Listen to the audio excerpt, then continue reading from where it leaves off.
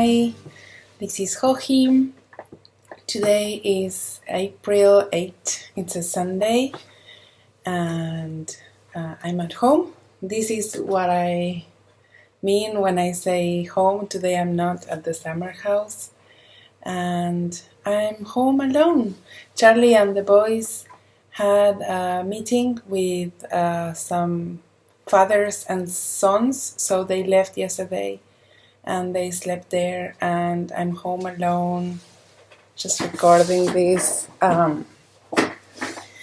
It's been 2 weeks since my last journal, and it's been a great 2 weeks. I think that I lost some practice recording. It's strange that in such a short time I forget how I used to organize my thoughts, but I hope this is not too short or long or boring. Anyway, I want to start this journal by thanking you for everything you said after last journal. Last journal I spoke about my All the Love project, and it is a fundraising pattern, and I showed you the things that the kindergarten had made with all your donations and everything that we had achieved together, and I showed you some footage of the children playing and thanking, and it was a very emotional thing for me to do, to record that, but it turned out that many of you didn't know about the pattern yet, so many of you actually went and bought it so we could collect a lot more money. So I'm proud to say that I sent a second donation to the children. First donation was sent during Christmas time, and the second donation was sent during Easter time. And so far we have donated $12,200 to the kindergarten, which is amazing.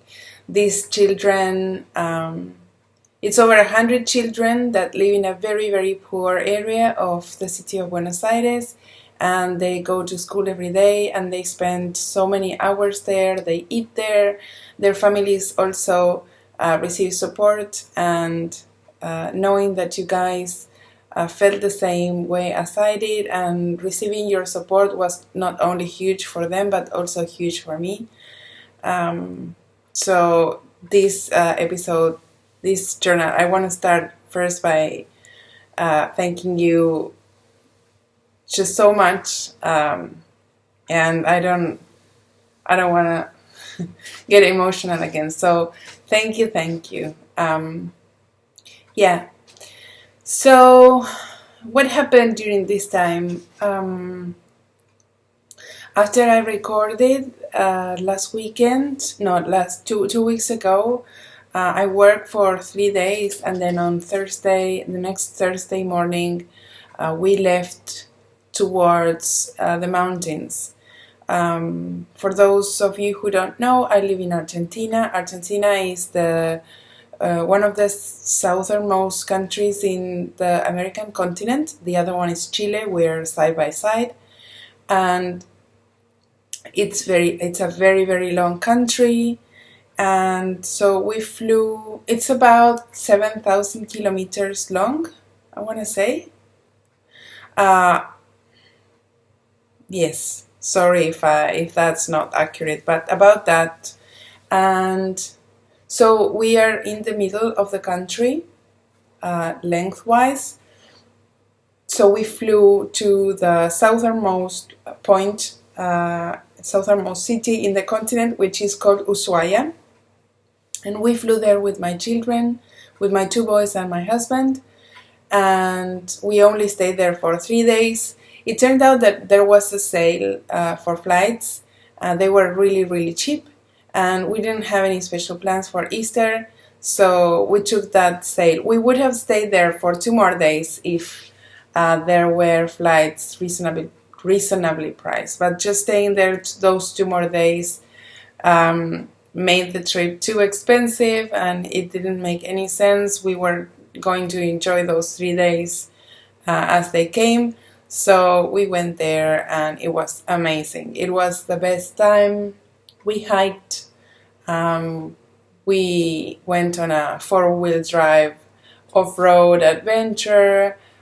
We just walked, spent time together. We ate so much, all the lamb, all the potatoes, and it was fabulous to take that break with my family.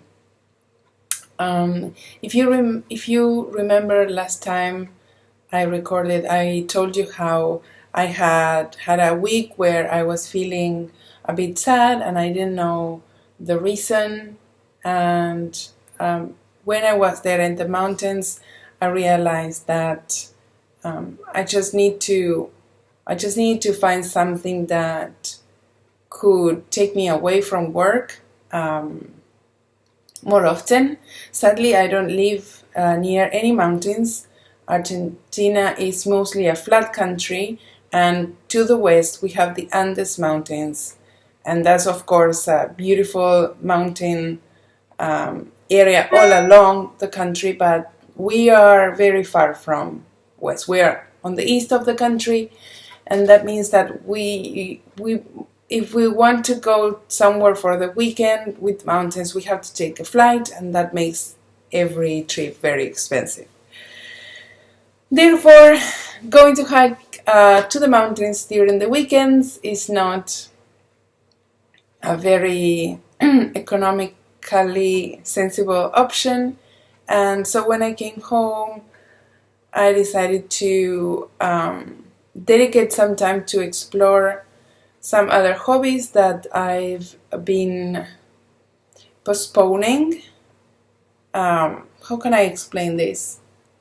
I started knitting because I needed a distraction, a hobby, something to release my anxiety many years ago. And I was so fortunate that this hobby turned into my dream job. However, I feel that when I'm knitting, sometimes everything seems to be work, and it adds a lot of stress because I have deadlines related to the things I'm working on. So I decided that I need to find other hobbies. 2 years ago, I tried going to a pottery workshop, and that was fascinating. But the teacher was really bad. I don't like to criticize other people, but this teacher was really bad. And she was not interested in having new students. Therefore, I had to learn how to use the turning wheel by myself. And I'm not a natural at pottery at all. It was very hard for me. And well, eventually I got frustrated because I couldn't just teach myself how to turn pottery. Anyway, this story is becoming very long, but one of the things that I tried when I came home was I had been collecting some avocados and onions to try that natural dyeing techniques that I learned a few weeks ago at that dyeing course. So I decided to dye with avocado skins. I saved the pits for another occasion. And so I dyed some yarn. I'm going to tell you how I got to this color, but I had this yarn. I have honestly no idea where it is. Also, many years ago, I bought some yarn from Colormart on eBay. What is Colormart? It's like a company that sells yarns that are milled for fashion labels, I think. And so you buy yarn in a cone and they give you a short description of what it is or who it was made for. Oh, excuse me. But I don't remember what this was. So I had this around the house. I had made the cone into a hank, and so I decided to dye this. And I also added 2 drawstring bags to the dye bath to see how the cotton would take the dye in case I want to make something for my house. And then I made the dye bath the way they taught us, and I dyed the yarn, but it was this really beigey, boring beigey colorway. So when I was done with it, I added iron sulfate, I think, and it turned into this beautiful gray that I'm 100% happy with. It's like a medium gray, and the same with my told project bag. And I dyed another one of these, but that's going to be a gift for my friend Joji, so I'm going to give it to her when I see her soon. So this is my result from my natural dyeing experience. I was so happy, and yeah, I'm going to keep experimenting. I measured this, I counted with a lot of patience how many strands of yarn there are, and then I measured each loop, and I calculated that I have about 550 yards of this, and it looks sort of like a DK, maybe a sport to DK weight. So I'm thinking I wanted to make hats for the whole family to wear, but I don't think I can make 4 hats with this amount. I think I will need more. It's just a gut feeling that I won't have enough. So what I think I'm going to do is, I don't have any more of this yarn, but I have another yarn that I can dye in a similar weight. So I'm probably going to dye that in something like a different type of gray. No, I'm not going to try to replicate it. I'm going to try to make it different, so that maybe I can do some stripes to our hats, or I can do the brims in a different color, and then the main body of the hats in gray. I'm not sure. I kind of like monochrome hats with cables, but I probably have enough for only 3 of them. So that's the plan for this yarn. And then I did dye some fabric with the avocado pits, but I forgot to bring it upstairs. Okay, let me go get it. Hold on. I'm back. So I had to go downstairs and then come back. So this fabric, I dyed using the avocado pits or stones only. And the color that I got with the pits was completely different than the color that I got with the skins. After maybe 30 minutes boiling or heat it up, the pits started releasing all their red dye, and you could see that the water was this peachy red color. And when I added the fabric, this is about maybe 1.5 yards of linen. I thought it was going to be a lot more saturated, and I didn't think it was going to be that pink. So at first I was kind of disappointed, but then I learned why it turned out so pale. It's because I then went again to the fabric store and I checked the rolls, and it turns out that this fabric has 50% viscose, and I think the viscose doesn't take the dye, so yeah, I think that's why this turned out so pale. It looks a lot paler than it is in real life. In the video, it's quite pink. And I showed it to my friend Julie. We were chatting, and I told her that I wasn't so happy with it, and that I was considering also putting it in the iron bath, and she said that she really liked it, and so I decided that I'm going to give it to her. So I'm gonna see Julie in May, and I'm going to bring her those two naturally dyed gifts, which makes me so happy. And this is why I wanted to talk about this.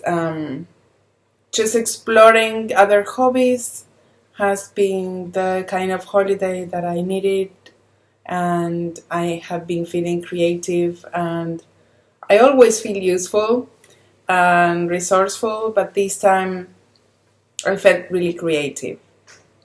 And so these past 2 weeks I've been sort of diving into all these new possibilities, and I haven't been posting a lot on Instagram because whenever I post about other hobbies that are not knitting, some people freak out that I'm going to stop knitting and designing, which is not going to happen in the near future. At least I'm not going to change work. I'm not going to become a natural dyer or a sewist. I'm just taking some time to rest and activate my creative juices, kind of.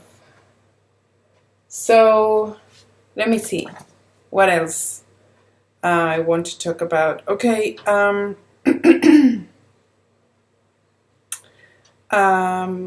yeah, so I haven't been knitting much. I have been working on a project for Interpretations Book 6, and that's the easiest of the works in progress that I have. I have my coffee with me. And I've also been working on the wrap that I'm designing for Lorna's laces.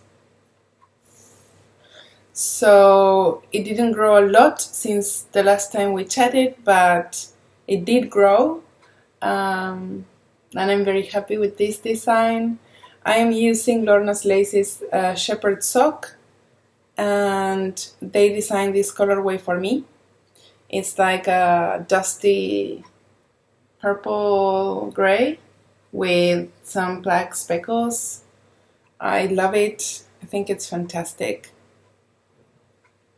And this design has a lace that gets narrower, sort of like a triangle with this Japanese lace, and it's going to be symmetric, so I'm going to start from both ends and they're going to meet in the center. And so far I've only made one of the halves, and I still have to go a bit more. I have spoken to Amanda asking her about this colorway and the name, but she said I should name it. I'm not used to do that because I think the yarns are the creation of the dyer, and therefore they should be named by their creator, but I'm gonna start thinking of a good name for this color. If you have any suggestions for a good color, let me know. I think it's fantastic. So this design should be ready for June, so I better hurry. But I've been working on it during this weekend while the boys are away.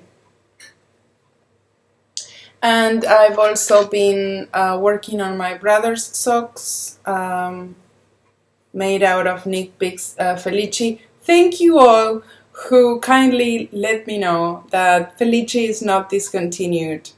It's just that Knitpicks brings it back in batches. So I'm looking forward to the next batch. You guys, if you see that they have it back in stock, please let me know so that I can go and get a couple of skeins for me. Anyway, I'm all over the place today. I'm making these socks for my brother Marco, and his foot is about 41 European size, so I think this is okay. And his birthday is in June, so I'll be ready when it happens.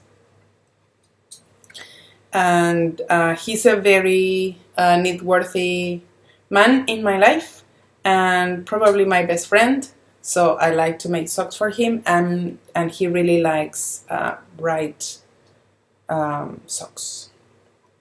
So I'm almost done with those. Today is a Sunday, I can take another day off, and probably I am going to just watch some podcasts and finish that second sock.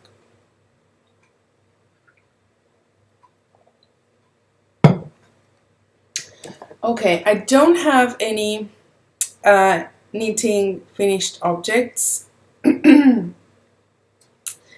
but I wanted to tell you about other things that I finished. So, okay, first let me tell you about this, because I'm gonna take it off. So I was going to record wearing this so that I could show you, and it's a bit chilly here, so I thought, oops, I need something to layer on top, so I picked this cardigan that is one of my favorites. It's called Fancy Cardigan, and it was released 2.5 years ago in a book or collection that I published called The Authentic Collection. It's made out of Madeline Tosh Merino Light in the Onyx colorway, and you should know I'm a sucker for black. I design and I knit with all kinds of yarn, but I just love to wear black. I love to knit gray, and I just love to wear everything black. So this is one of my favorite cardigans to wear. I wear it a lot. We come from the summer, so this has been stored in the wardrobe, not in the best possible way. It's a bit wrinkled, but there you go. I should make myself another one of these because I wear it to death. Anyway, this is the Fancy Cardigan by me, and it's out of Madeline Tosh Merino Light.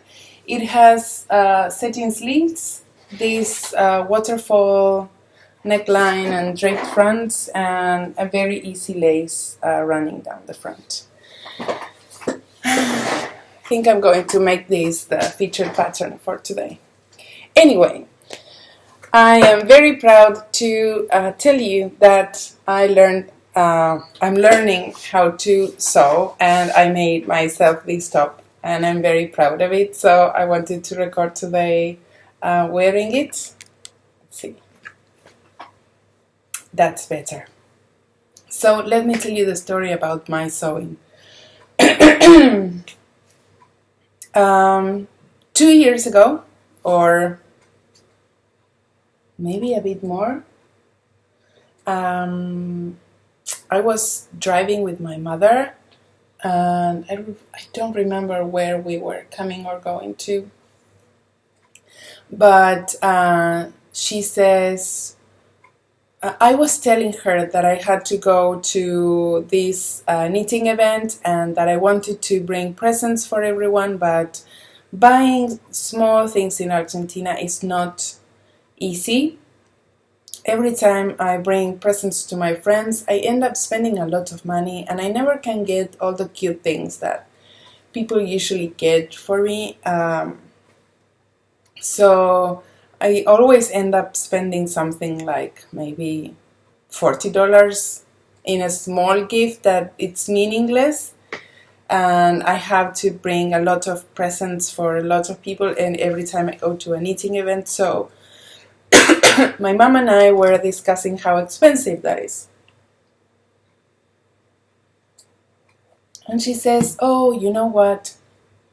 I wish my sewing machine, she had this old sewing machine that had this like table, vintage table, not a really nice looking one, just those wooden boxed ones, and it didn't work. Ever since I have a memory that sewing machine doesn't work properly, and she said, oh, I wish my sewing machine would work, or that I had a new one so that I could sew project bags and you could bring to your friends project bags, or if you wanted to have a knit along in your group, I could sew project bags for you and you could like draw them as a prize. She never considered it like selling her handmade sewing bags, or at least she didn't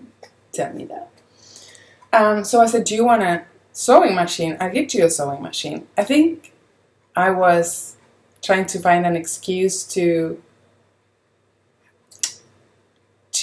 buy one, or at least I thought that because my mother used to sew at some point, but she didn't do it a lot that I remember.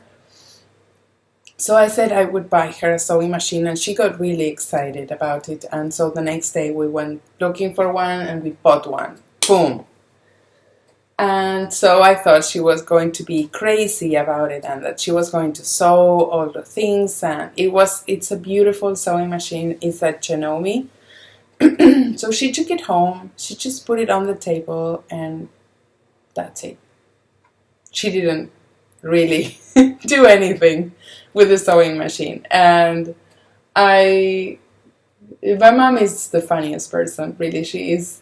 So a couple of times I said like, oh, how is it going with the sewing machine? Oh, it's there, she said. I don't know how to use it. Even though she went to the courses that the sewing machine company gives you for free. She said, I need instructions, I need directions. And so I understood that what my mother wanted was not to sew, but for me to tell her how to sew at her house.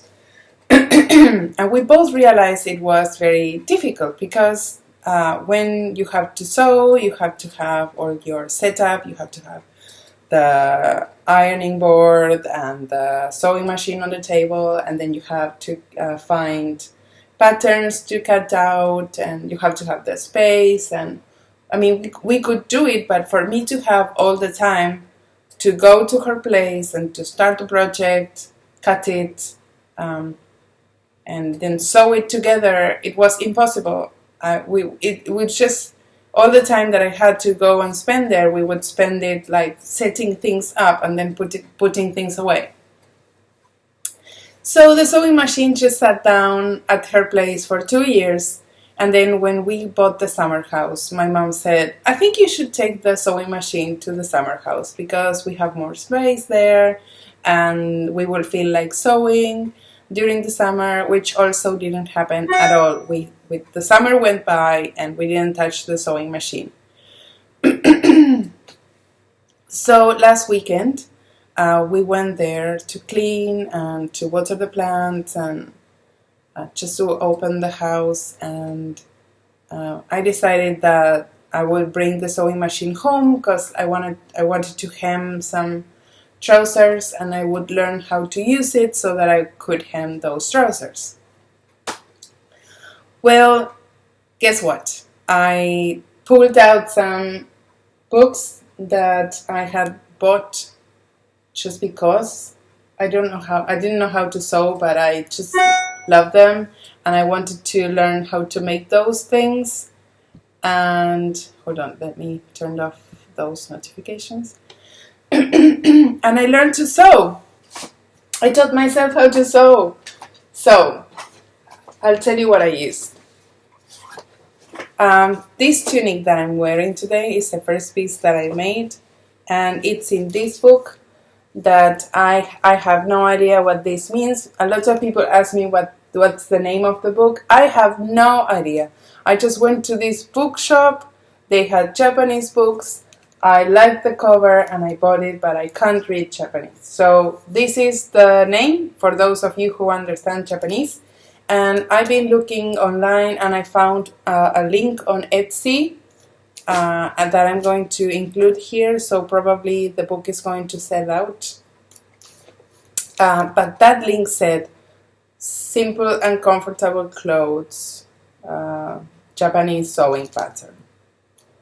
So inside that book I used the style B, and each style has different views, and I made the view B3 to make this top.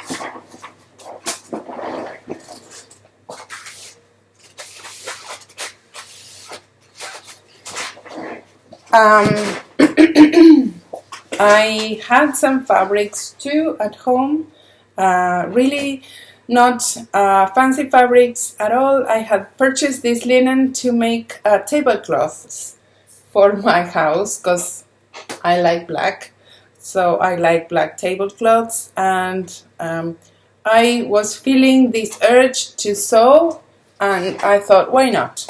Who cares if I'm wearing a top made out of tablecloths fabric, right? So I just went ahead and used it for my top, and I love it.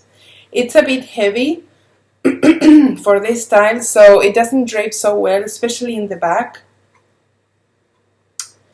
But I'm going to wear this to death, and I have like 10 meters of that black linen, so I'm going to make more clothes out of it just because. And it's the same blend that I dyed for Julie, so it's 50% linen and 50% viscose.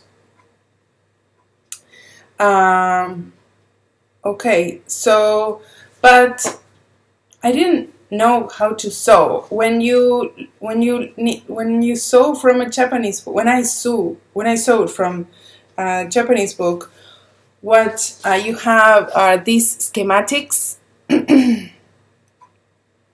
So they give you like steps. They draw you all the steps. So my top started here. Hold on. My top started here, and I didn't know what parts these were or what I had to do with it. So I used my phone, and I used the Google Translate app, and inside that app you have the camera icon, so you can click the camera icon, take a photo of what you're trying to read, and then highlight with your finger whatever word you want to translate, and it will translate for you. So since Japanese patterns are very visual, you're just told what you have to do with these little drawings.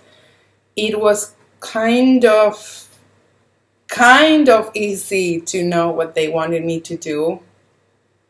I have to tell you the truth, I was guessing most of the time. It even has this slit in the back.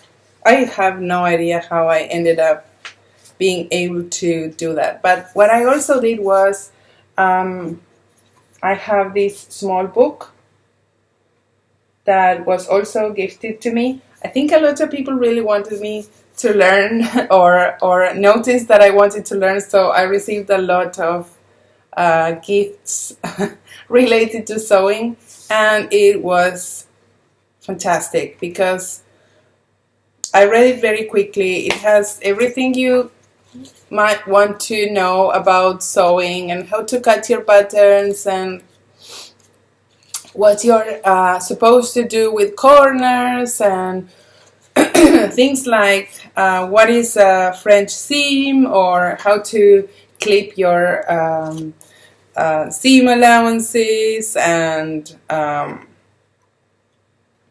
how to pin a sleeve and stuff like that. So After reading this book, I could understand more what the Japanese schematic wanted me to do, right?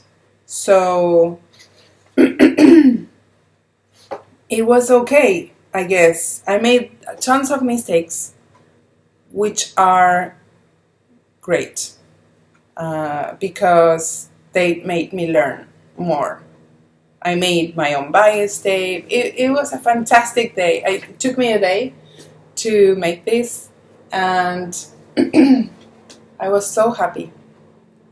So happy. It was just what I needed. After making this, I made 2 more of this because I really loved wearing it. So one of them is going to be a gift for my sister-in-law, Romy. I hope she's not watching this. Her birthday is next month, so I made her a denim version.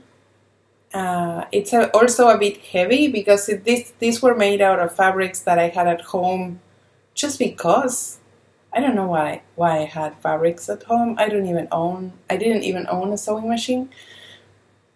And then I made another one for my mother that I can't show you because it's wrapped, and I wrapped it like this. It's very convenient to have lavender at your house because then you can make these nice wrapping things. So I made 2 more of these, and I finally fulfilled my dream of making this dress. As you can see, I didn't know how to sew, but I had all the materials I needed because I really had been postponing that for many years. I've been thinking of learning to sew for many years. So I had this pattern called the trapeze dress from Merchant and Mills. It's a simple A-line dress. If you have ever seen me in real life, this is how I dress a lot, or jeans. I never thought I could sew my own dream dresses, but I did. So this is my trapeze dress. I finished it yesterday. I made the same. I used the same linen that I used for my top, but I don't care because that's all I want to wear. Black linen. Who doesn't? And so next Thursday it's going to be my birthday, and I am gifting myself this dress. And I'm very happy. I made it. It has a seam here. I made my first sleeves. Nothing about this is perfect, but to me it is. I'm so happy. So again, I used Merchant and Mills trapeze dress pattern. I made I made the second size, which is UK size 10, and it's very comfortably fitting on me. I think it's even looser than this top. So these sizes are very generous. And what else? It took me a day, whole day, long day. So I am going to now ask you not to panic. I'm not going to stop knitting. I'm not going to become a sewing pattern designer because I have no idea how to sew yet or what would be involved in pattern making. That's not an area that I want to explore. I just want to make some clothes for myself. And I don't know whether I should be talking about my sewing a lot in the journal. So if you really like that I talk about my sewing in the journal, please leave me a note. Otherwise, I will keep it rather short next time. I wanted to talk about it because for me it's been a very enjoyable journey to learn to do that this week. And I am, of course, going to continue sewing, but I don't have to necessarily talk about it in my knitting journal. Okay, and what else? Yes, I have future projects that I have been planning for my sewing because, of course, as soon as I learned, I had to go to my fabric district, and I already have a huge amount of fabric in my stash, which is ridiculous. Like the least that I needed was another sort of stash, but okay, that's how it goes. And yeah, so finally, before saying bye-bye, I want to mention that I'm going to be publishing Fading Point next week. So you've been seeing teasers of this on Instagram. This is by far my most favorite item now. I love it. This wrap is based on last year's design that's called Starting Point, but Fading Point has lace and eyelets and of course fade, and my favorite thing is the yarn that was made for me by La Bien-Aimée. So I let all the dyers know a couple of weeks ago that I'm going to be releasing this pattern on April 12th, and you will need 5 skeins in a fade progression or in a gradient progression, and you do need full skeins of each of the 5 colors. And a lot of dyers have been putting out the most amazing combinations. So in my Ravelry forum you can find all the links to all the dyers that have been offering kits. They are allowed to post in my group and to add links to their offerings. And La Bien-Aimée, who dyed this fade, is going to have an update the same day as the pattern launches. So I'm excited about that. I'm going to be wearing my dress and publishing Fading Point. So that's all for today. I hope you guys had a great Easter, and I hope you have a great week, and I'll try to catch up with you next weekend. Bye!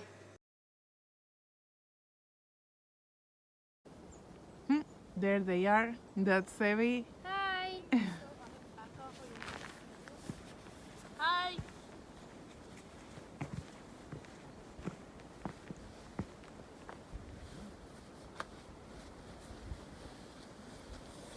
What, are you tired? No, I'm waiting you.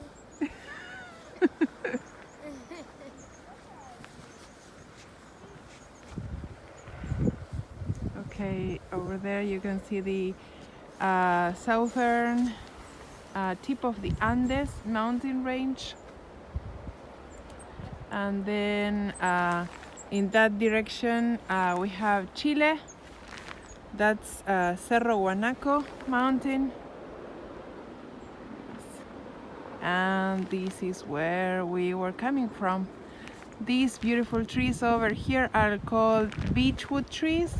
And okay, so today is March 29, is the autumn, so you can see how they are turning into all these beautiful colors. Check it out, it's so beautiful. Okay, see you later.